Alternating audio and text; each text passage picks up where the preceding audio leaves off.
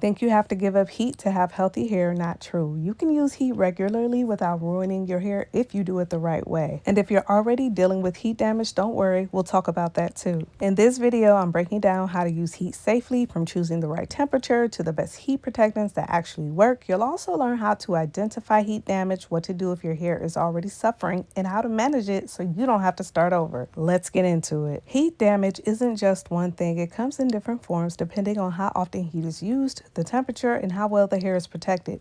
Here are the different types of heat damage. Cuticle damage. This is where the outermost layer of the hair, which is the cuticle, becomes raised, chipped, or broken down due to excessive heat. Signs include rough texture, increased tangling, and lack of shine. Moisture loss and dehydration. Heat strips the hair of its natural moisture, leaving it brittle and dry. The signs include dryness, stiffness, and difficulty retaining moisture.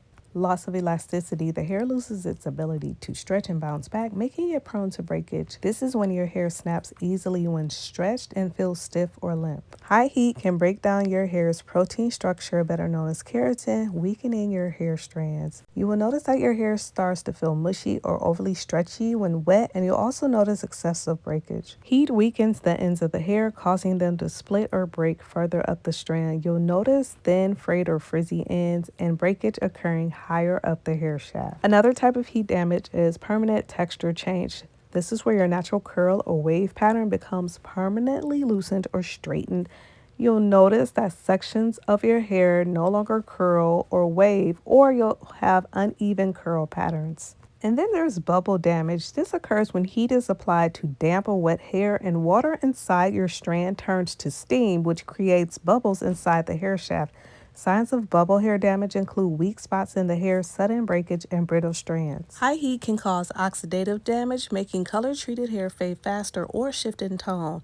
You'll notice your hair color starts to become dull, faded, or even brassy. And overlapping damage is when you have multiple forms of damage, making your hair extremely weak. This can be a mix of dryness, breakage, rough texture, and a loss of curl pattern, for example. While heat damage is permanent, there are ways to improve the health of your hair, restore moisture, and strengthen it to prevent further breakage. Here is how to address different types of heat damage. Now, let's talk about a routine for heat damaged hair. This routine will focus on repairing, strengthening, and hydrating heat damage while preventing further breakage. It's going to incorporate bond repair, moisture retention, and lightweight hydration to avoid buildup or heaviness. I would recommend using a clarifying shampoo once a month to remove buildup and help treatments absorb better. A good clarifying shampoo is the Redken Hair Cleansing Cream Clarifying Shampoo. And on wash days, you want to alternate between a strengthening and a hydrating shampoo.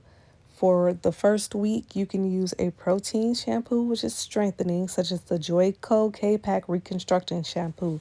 On your next wash day, use a moisturizing or hydrating shampoo, such as Briogeo Don't Despair Repair Super Moisture Shampoo. Protein helps repair weakened strands, while hydration replenishes lost moisture. Deep conditioning is essential for repair. I recommend a protein treatment every 4 weeks, such as the JOICO K PAK Reconstructor. Use a hydrating mask every shampoo, such as the Briogeo Don't Despair Repair Deep Conditioning Mask. And let's not forget about our bond repair treatments. You can use the K18 Molecular Repair Mask or OLAPLEX number 3 Hair Perfector. Use before shampooing for deep repair. And you can't skip the leave-in conditioners. These are going to help provide hydration and protection. A lightweight option is Kenra Professional Luxe 1 leave-in. A good strengthening option is the Redken Extreme Anti-Snap leave-in treatment. These help detangle, prevent breakage, and keep the hair hydrated. Then you can go in and seal your hair with oil to prevent moisture loss and strengthen the ends. OLAPLEX number 7 bonding oil is great for this,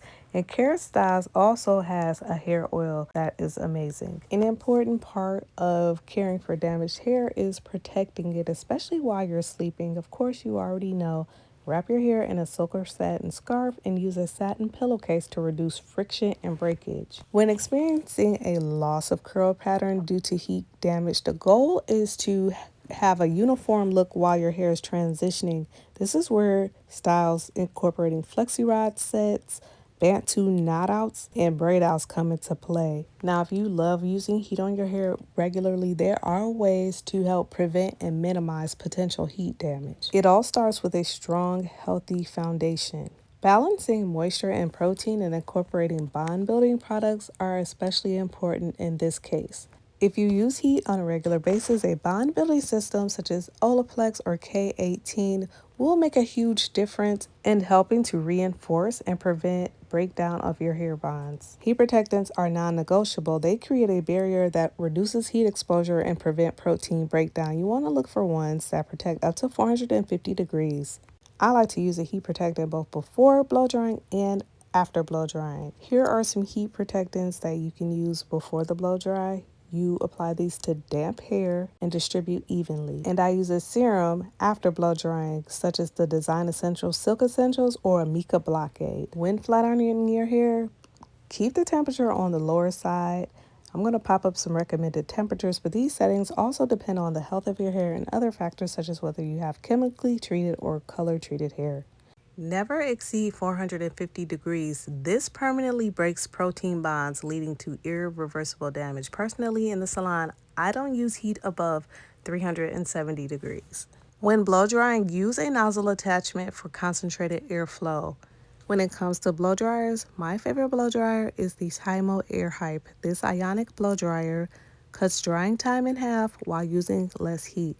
Use my code Shavonda25 for 25% off. And no, this video is not sponsored. When it comes to hot tools, I recommend using ceramic or tourmaline and making sure that they have adjustable heat settings. I'll link a video in the description where I share all my favorite flat irons. I recommend using heat on your hair every 2 weeks or less frequently. If you still want to have the look of silk pressed hair, roller sets are a great compromise and can help give your hair a break from the direct heat of the flat irons. When you get the silk press, the goal is to keep it as long as possible without it reverting. So protect your hair from moisture and steam at all times. Avoid using water-based products on your hair.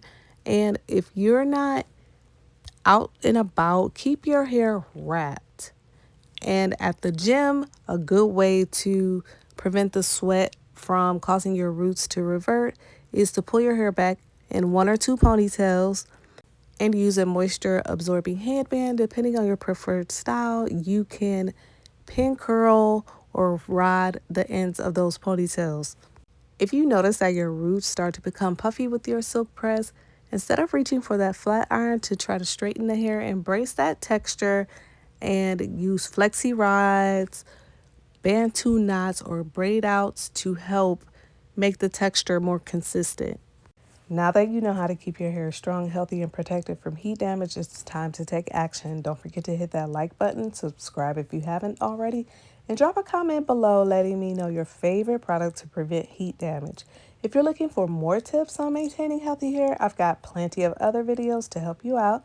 Just click on one of the videos popping up on your screen right now. And as always, thank you for watching, and I'll see you next time.